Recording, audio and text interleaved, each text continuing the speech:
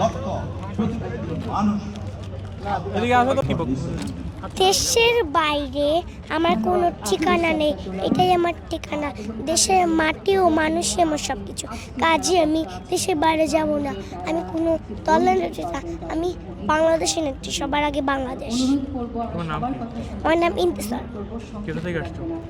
আমি পুরান ঢাকা থেকে আসছি। খালেদা থেকে চিনো কিভাবে?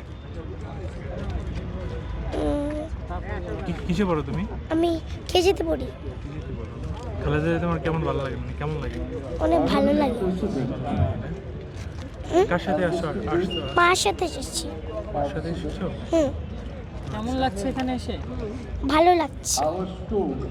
আবার একটু বলো, খালেদা জিয়ার কথাটা আবার একটু বলো। দেশের বাইরে আমার কোনো ঠিকানা নেই, এটাই আমার ঠিকানা। দেশের মাটি ও মানুষই আমার সব কিছু, কাজে আমি দেশের বাইরে যাব না।